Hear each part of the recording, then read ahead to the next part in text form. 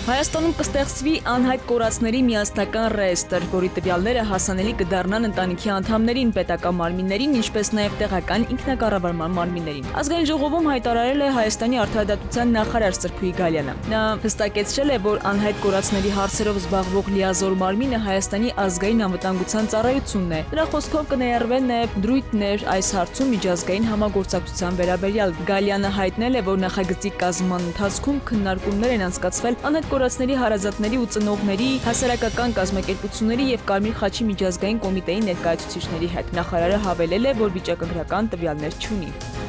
Եպիսկոպոսած ժողովը կայանալու է, անցկացման վայրը անփոփոխ է, հայտնել է Մայր Աթոռից։ Նշենք, որ փետրվարի 16-ից 19-ը Ավստրիայի Սանկտ Փյոլտեն քաղաքում ամենայն հայոց կաթողիկոս Գարեգին II-ի հրավերով պետք է տեղի ունենա եպիսկոպոսած ժողովը։ Իսկ Սրբոց Ղևոնդյանց քահանաների տոնի առթիվ Գարեգին II ամենայն հայոց կաթողիկոսի օրհնությամբ Մայր Աթոռ Սուրբ Էջմիածնում վերահաստատվել է հավատարմությունը հայաստանյաց առաքելական Սուրբ Եկեղեցուն եւ ամենայն հայոց կաթողիկոսին։ Շիրակի թեմի առաջնորդ Միքայել arczepiskopos Աջապահյանին կրկին վիրահատել են, տեղեկությունը լրատվամիջոցներին հայտնել է Իզմիլյան բժշկական կենտրոնի տնօրենը։ Ինչպես հայտնի է, Միքայել arczepiskopos Աջապահյանը առաջին անգամ վիրահատվել է 2025-ի դեկտեմբերի 26-ին։ Այս անգամ վիրահատությունը ուրոլոգիական բնույթի է եղել։ Վիրահատությունը բարեհաջող է անցել, նոր ենք վերջացրել։ Ամեն ինչ լավ է, ասել է բժշկական կենտրոնի տնօրենը։ Նրա խոսքով Միքայել Սրբազանին առնվազն 2 շաբաթ վերականգնողական բուժում է հարկավոր։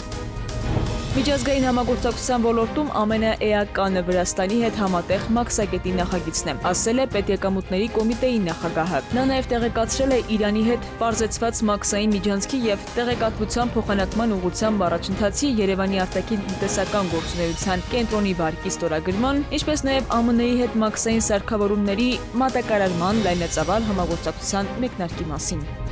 Մահվան ելքով վրաերթ է տեղի ունեցել Արարատի մարզում ժամը 12:40-ի սահմաններում 61-ամյա վարորդը Ման Մակնիշի բեռնատարով Երևան-Երասխ ավտոճանապարհի M2 մայրուղու Արտաշատ քաղաքի վարչական տարածքում Վան ռեստորանային համալիրի մոտ վրաերթի է ենթարկել Արարատի մարզի բնակիչ 80-ամյա հետիոտին։ Ինչպես հայտնում է ֆոտոլրագրող Գագիկ Շամշյանը, վարորդը փախուստի չի դիմել։ Ահազանգել է շտապօգնություն եւ շտապօգնության բժիշկների հերթապահ խումբը արձանագրել է հետիոտնի մահը։